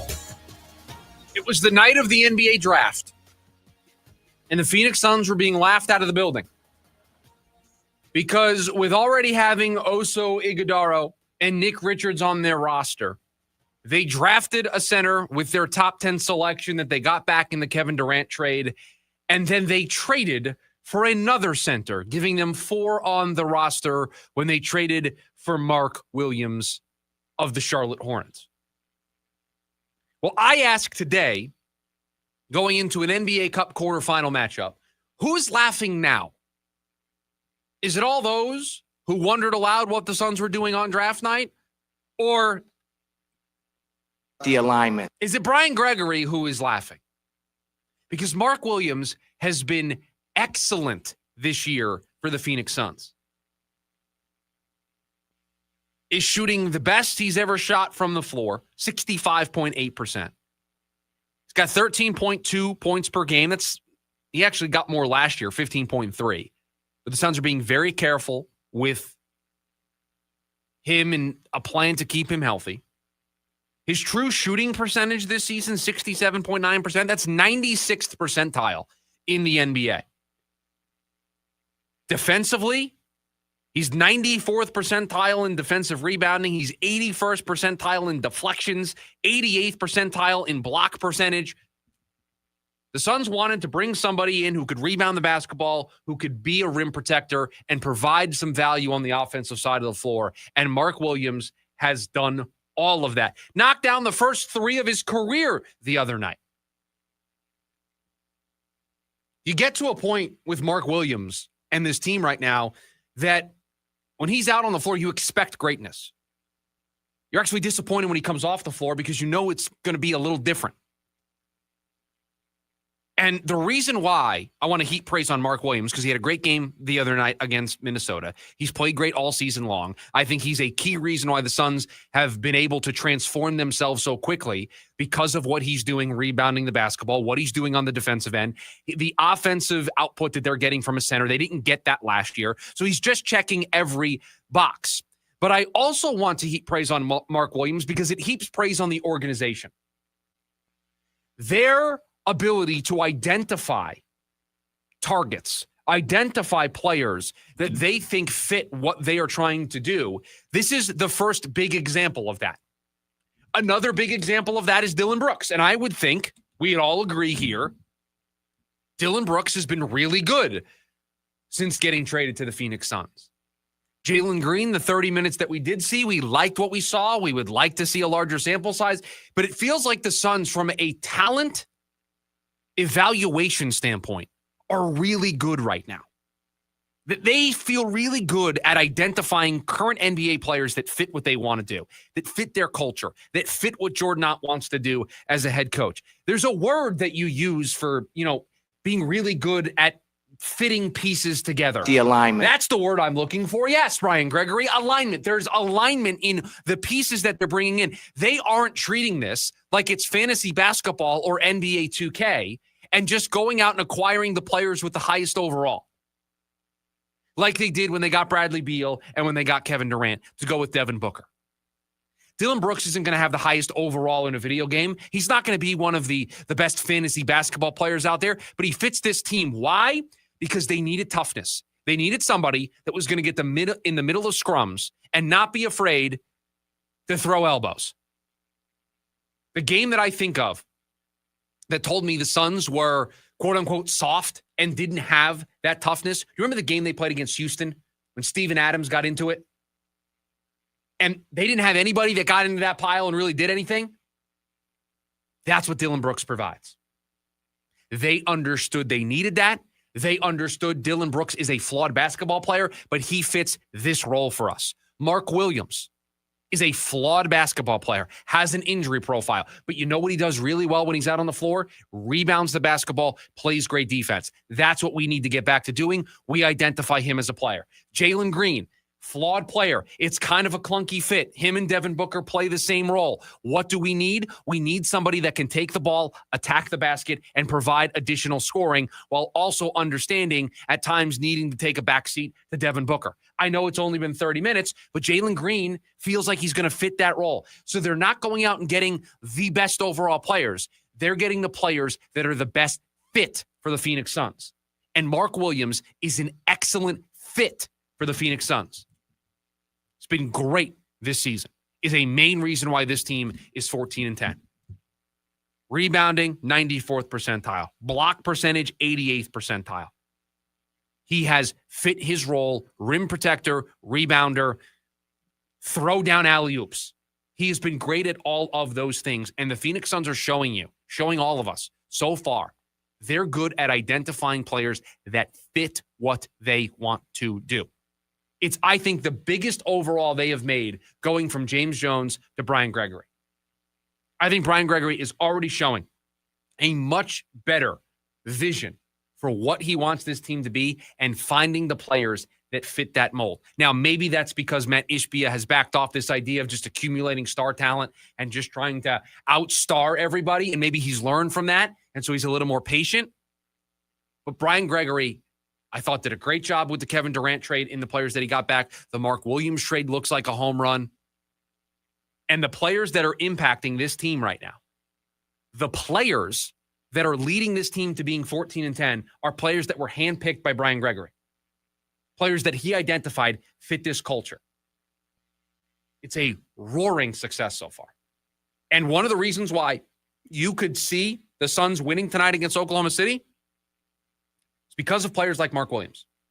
So I just wanted to heap praise on him because he's having a great season. He's in line for a career year. He's staying healthy. He's checking every box for the Phoenix Suns. He knocked down his first three. All the advanced numbers tell you how great of a year he's having. And he's having a great year in all the areas you would expect him to. And I just think it's a huge win for Mark Williams. And he said as much after, Monday's game, where he talked about that this is home. Phoenix is home for him because it's great to feel wanted. Remember, this is a dude that was traded to the Lakers, was told by his old team, we don't want you anymore. The Lakers then get his medicals, and they say, now we don't want you. So two different teams tell him, we don't want you. Then you have the Phoenix Suns on draft night, go to Charlotte and say, we want you. We want you to be on this team. We don't care about what happened in the past. We want you. There's a great story on Bright Side of the Sun that talked about this. There is an inherent value to being in a place where you're comfortable and you feel wanted. He obviously wasn't wanted by the Lakers after they got his medicals. Charlotte then had to take him back, and he clearly knew, you don't want me.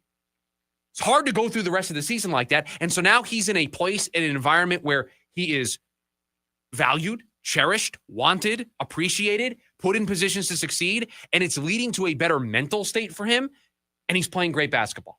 So credit to the Phoenix Suns. This is a win for the entire organization. It's a win for Mark Williams, but it is a win for this entire organization that they identified a player that fit exactly what they needed at that position. They didn't care what anybody thought about them. They didn't care that they were going to get laughed out of the building for having 4 centers. They went out and made the trade, and who's laughing now? Because they have a player that is at the center of what has been a great start to this season. 480-864-1060, the phone number for you to join us here today on the program. When we come back, we're going to pay off that top 5 list we teased in hour number 1 of the program. Who's the most to blame for the Cardinals' failures this season? We'll give you our top 5 list next. The Lunch Break, KDUS, AM 1060. James out west. 7 teams to decline a bowl game. I feel like we shouldn't be able to do that. Certain teams, I can understand. Notre Dame, you're a top-notch team. You have a lot of recruiting you need to retain. I kind of get that. Temple, what are you doing? Who are you to be turning down bowl games? What major recruits are you losing that are in off-season mode at Temple? There should be some parameters around that, but the season is officially over. These are invitations. You can decline an invitation. So I see it from both sides. Every other Monday night from 6 to 7 p.m. right here on KDUS AM 1060 and on the KDUS 1060 app. My Chemical Romance, the Black Parade 2026. Live at Chase Field, September 6th, 2026. With special guest, Jimmy Eat World. Get tickets now at livenation.com. For more, visit mychemicalromance.com. Hi, I'm Emily, your friend and jeweler at Shane Company, where a small box with a burgundy bow will help you win the holidays. As an in-house designer, I love creating meaningful, fine jewelry gifts. Choose a necklace with a gorgeous infinity charm to symbolize your everlasting love. Or go for a personalized piece with an engraving, their zodiac sign, favorite color gemstone, or their initial accented with pave diamonds. Because a friend wants you to be a holiday hero. Stop by or shop now at shaneco.com. Shane Company, your friend and jeweler. A noisy garage door is a cry for help. Hi, I'm Tommy Mello, owner at A1 Garage Door Service. Most repairs are simple, but if left untreated, they can turn into costly repairs. Your garage door works hard every day, and a little maintenance goes a long way. We fix garage doors fast with quality parts designed to last a lifetime. From repairs to upgrades, it's A1 from day one. Call A1 Garage Door Service, and you'll be smiling today. A1Garage.com, A1 from day one. All the planning, work, and preparation for the holidays. Why do we do it? In the blur of life, we can take our blessings for granted, distracted by the noise and our own interests. We gather to slow down and reflect on what truly matters, time with loved ones and cherishing simple moments. We gather to choose gratitude. Merry Christmas and happy holidays from all of us at Shield. 'Tis scratches season, and all through the state, the Arizona Lottery is giving people something to celebrate. Grab your friends and gather round for the chance to win $250,000 with cash countdown. Peppermint scented candy cane cash is available at any Arizona Lottery retailer in a flash. Gift these and 4 more games for any reason, because there are more than $80 million in prizes this season. This year and all, we wish you a happy holiday. From Arizona Lottery, love the play. Hey, Benjamin, we've got a surprise for you. What? You've got brothers. Huh? $50 and $200 bills just like you. Hey. What's up? What? We just got them for joining America First Credit Union and opening a new checking account. And you're all going to live together at America First. What? This is nice. For a limited time, new members get a $250 cash bonus when they open a checking account with direct deposit or $50 with a youth checking account. So head to AmericaFirst.com and get your money working today. Membership eligibility, terms, and conditions apply. Federally insured by NCUA. On your ride home from work, join in on the Sports Zoo with Dave Rooster Bierstein. If we owned our own football team called the Angry Roosters and we kept signing people to contracts and they weren't honoring their contracts and kept demanding raises, at what point do we throw our hands up and just say no to everybody? We signed you to a contract, play out your contract, and that's it. You earn a better contract on your next one, we'll pay you for that. Live weekdays from 5 to 6 p.m. here on KDUS AM 1060 and on the KDUS 1060 app.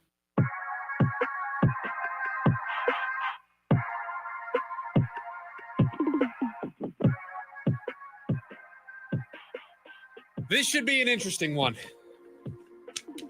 Our list of who is the most to blame for the Cardinals' failures this season. I think we did something like this earlier in the year when things were going south. But now it feels even more important to do this. Now, do we want to do this individually or do we want to just do the official lunch break show list? Normally, when we do these lists, it's individual, but this feels like I feel like it's a large enough topic to where maybe we want to get to some consensus. Yeah, I think we should do this at a lunch break list. So a lunch break list. We have to agree on this. That's going to create some problems, but I'm here for it. All right. Do you want to start at the front of the list or the back of the list? Let's start at 5. I would put Kyler Murray 5. Kyler Murray, I had at 5 as well. I like Kyler Murray at number 5. I know he's supposed to be the franchise quarterback, and him not being a franchise quarterback led to all those losses at the beginning of the season. But then he got hurt, and you clearly now see with Jacoby Brissett under center, it's not better with somebody who is statistically a better quarterback. I'm not going to blame him that much, but he deserves some share of the blame because not being a franchise quarterback has set this team back. He hasn't elevated the team at all, but he's certainly not most to blame. So we're going to put him at number 5. So I'm going to cross him off our master list. Now, somebody's going to get left off the master list. So I've got 5 names left and 4 spots to go. Number 4. This is where I want to put Michael Bidwell. Okay, I drew Petzing here. See, Petzing, I think the guy that's going to get left off for me. Okay. Because who do you want to leave off? I want to leave the rest of the players off. You want to leave the rest of the team off? Yes. See, I think they're at the top of the list. Because let me try to sell you. Let me try to sell you on their inclusion in the list, and we can then decide from there. I mean, the 40 points for 3 straight divisional games, that's more than just coaching. That's an execution thing. Certainly. The fourth quarter leads over and over and over again. The players share some blame in that and just not executing. 100%. Almost losing the game to Carolina is on the players, right? 100%. But my argument for the 3 spots, above what I would have as the players, the person who brought in the players needs to be to blame because they flat out they don't have enough talent. Can we do it this way? Can we put Jonathan Gannon number 1? Because I know you and I are in agreement. Jonathan Gannon is the biggest problem. So JG's going to go number 1. We can cross him off the list. We can just make that easy on ourselves. I think Monty is a top 3 option. I think he's number 2 for me. See, I was going to have the players 2, Monty 3. So I understand why you want to do that. Because Monty's resume is not very good. 4 first-round picks, You have a left tackle and a whole lot of who knows. You didn't do anything to the offense. You spent an entire offseason not doing anything to the offense. You've had some decent day 2 picks, but in general, I judge a GM and their drafting on their hit rate on their first rounders.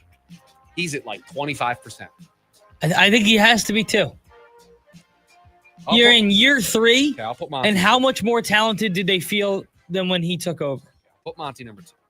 So for 3 and 4, we have the rest of the players, Michael Bidwell and Drew Petzing. Now, Michael Bidwell deserves some blame because he's the architect. He puts everybody in to all of this. Yeah. He gives everybody their check. But I do think if you're talking about this year alone, he's not in the top 3. Is Drew Petzing in the top 3? So, because the 3 candidates we have left, Bidwell, Petzing, and the players. So I had Petzing at 4. To me, with the list, and I had Bidwell at 3. To me, with the list we have left, the players deserve the number 3 spot. I don't disagree.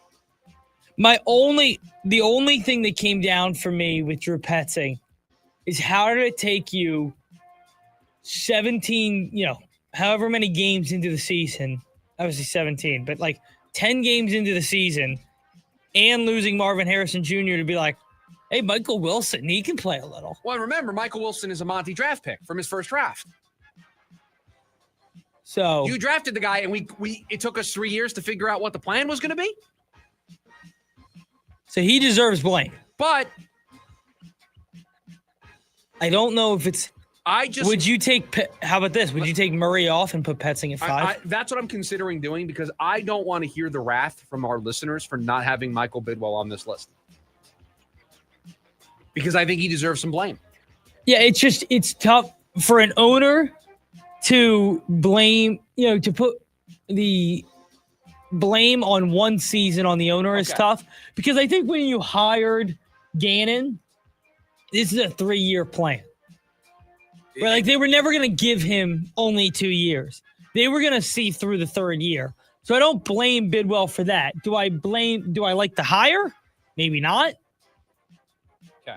But I don't blame him for giving him the 3rd year. What do you think about this? Bidwell 5, Petzing 4, the players 3, Monty 2, JG 1. Yeah, I like that. And we're leaving Kyler Murray off. I like that. Murray got hurt. Flat out, he got hurt. And listen, do I think that he is part of the problem? Certainly. But at the end of the day, they've won 1 game with Jacoby Brissett too. Yeah, and I do think I like the idea that the players are in the top 3 because they're the ones that actually have to go out there and play.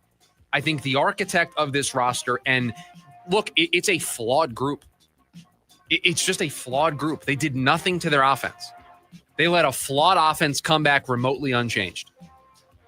And if you would have put Michael Wilson in the wide receiver 2 role earlier, maybe you would have been justified. Maybe you would have been able to spike the football on all of us and say, see, this is why we didn't run it back. But it took you until past the bye week, late into the season, well past the point of your season mattering, for Michael Wilson to develop into something. So you put a flawed roster together. You weren't aggressive when there were opportunities early in the season to be aggressive to save your season in the wake of injuries. You just kind of let the wheels fall off of the train. And the number 1 is the coach, because I think the coach constantly gets outmaneuvered, constantly loses the coaching battle. I mean, they've come into games unprepared and blown 6 fourth-quarter leads or whatever it is. I know that they've blown at least 3 fourth-quarter leads that have led to losses. They've been undisciplined. They've been unprepared. They've been blown out a lot recently. That's a reflection of the coaching and the coaching staff, and that starts with one guy and one guy only, the head coach. So to recap, in trying to divvy up blame for this dumpster fire of a season for the Arizona Cardinals, Michael Bidwell, number 5, because he's the overseer of all of this. Drew Petzing, number 4, because you ran back the entire offense because you talk so much about continuity, and yet you couldn't get Michael Wilson involved. You couldn't figure out how to run the ball without your 2 running backs. You couldn't pass protect. You couldn't draw plays for Marvin Harrison Jr. Number 3, the players, because at the end of the day, they're the ones that go out on the field and they play. They're the ones that blew the fourth quarter leads. They're the ones that have been blown out 3 times. Number 2, Monty, for this roster construction being as poorly designed as it is. And number 1, the head coach, Jonathan Gannon, who has a terrible resume that keeps getting worse. Can't beat a division rival. 0-5 against the division this year. Those fourth quarter leads, he shares some blame. The defense giving up 40-plus points to division opponents the last 3 times they faced them as part of a game plan. They committed that game where they had all those penalties, had a franchise record, undisciplined, unprepared, outcoached all the time. The main reason why the Cardinals are 3-10, Jonathan Gannon, the head coach of the Arizona Cardinals. There you have it. Your top 5 list for Wednesday. 480-864-1060 is the phone number for you to join us here today on the program. You can also hang out with us over on the KDUS AM 1060 YouTube live stream. We've got one more before we are done here today and hand things off to Jim Rome at the top of the hour. We call it the leftovers. It's all the stories we didn't get to. We'll get to them next. It's the lunch break, KDUS AM 1060. The Varsity Sports Show with Vince D'Alessio is your hub for everything high school and college sports. Join Vince and friends as they give you the full picture on student athletes and where they're heading. Live interviews with coaches across the valley. Asking some of the tough questions. Varsity recaps and in-depth interviews with tomorrow's sports stars. The Varsity Sports Show with Vince D'Alessio. Live every Saturday morning from 9 to 11 a.m. Here on KDUS AM 1060 and on the KDUS 1060 app. Sticks. The Hits. Live at Celebrity Theater. Friday and Saturday, January 9th and 10th. With special guest Max Gomez. Tickets on sale now at celebritytheater.com. A trip through all their best. Don't miss Sticks Live. Produced by Danny Zalisco Presents. The holidays are here and mornings aren't slowing down. Between the to-do list and the traffic, who's got time to cook breakfast? McDonald's does. With the 2 for $5 mix and match deal, you can grab 2 of your morning favorites without missing a beat. Pair up a sausage McMuffin with egg and a sausage, egg, and cheese McGriddles, or mix it up however you like. Hot, satisfying, and easy on your wallet. Start your day smarter and tastier with the 2 for $5 mix and match deal only at McDonald's. Ba-da-ba-ba-ba. Prices and participation may vary. Cannot be combined with any other offer or combo meal. Single item at regular price. Hey, it's Phil Shaver with HomeSmart, and I want to buy your house. I'm a local investor that buys homes for cash all over Maricopa and Pinell County. I buy inherited homes, nice homes, rental homes, homes that are behind on mortgage payments, and I even buy ugly homes that need fixing. Also, are you looking to get closer to market value for your house? As a licensed realtor, I've been able to buy and sell thousands of homes. Since I'm local, you can call me directly on my cell phone, 480-409-9999. Again, that's 480-409-9999. I don't work for a big corporation or hedge fund, so I can only buy 3 to 5 homes per month. There are no fees involved, and you can pick your own close date. The best part is I buy homes as is, so you don't have to worry about doing any repairs. Again, you can call me directly at 480-409-9999, or you can go to my website, gosoldaz.com. That's gosoldaz.com. You're listening to The Jim Rome Show. Lane Kiffin reinvention arc went from one of the truly feel-good stories in the game to him once again becoming public enemy number 1. I have no issue with him leaving. It's how he left, burning all bridges yet again. You strung Ole Miss along. You turned it into a complete circus, and then you were bent when they wouldn't let you coach them in the playoff? Get out of here with that. It's natty or bust for you at LSU, Lane. The Jim Rome Show, 1 to 4 p.m. Monday through Friday, here on KDUS AM 1060.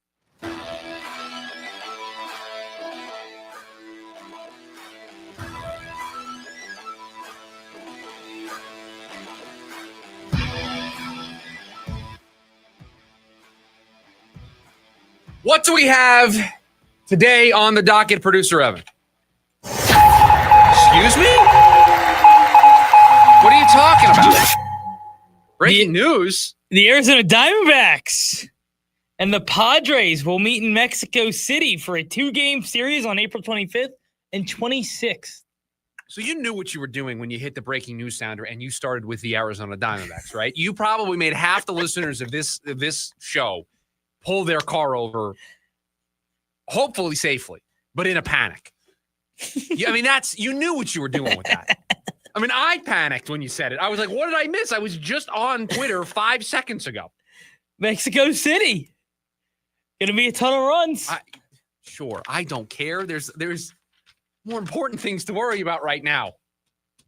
By the way, the Arizona Cardinals, it's a shame I can't get out there this weekend. Okay. Or sorry, this is not this weekend, next weekend.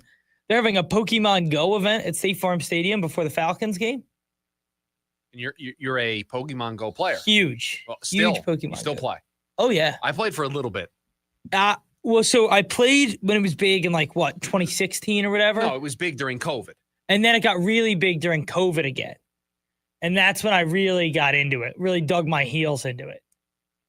That's when I became pretty good at the game. You go for walks and catch your Pokemon? Yeah, it was awesome. There was a park right behind my house that I grew up in that was known as Charmander Park in the community. Because that's where all the Charmanders were? Yeah, you could go catch a bunch of Charmanders. Anyway. Again, where else could you get content like this? Name me another sports station or sports show in town that's going to give you that. Can't do it. Can't do it. Can't do it. It's impossible. Pete Alonso signed with the Orioles. We touched on it earlier. 5 years, $155 million. The Orioles might have the best lineup in baseball. Let's not name the Dodgers. It's pretty good. It's pretty good. Gunnar Henderson. Jackson Holiday. They traded for Taylor Ward. They've added Pete Alonso now. They have Adley Rutschman. They've got a pretty solid group there. They just need to get the pitching sorted out.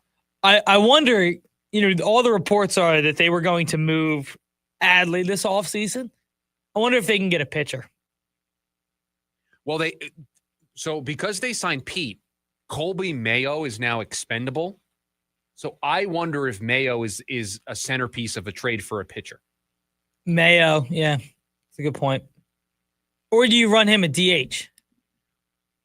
I mean, yes, but I do think that you would first want to see if he can get you that pitcher so that you don't have to spend money.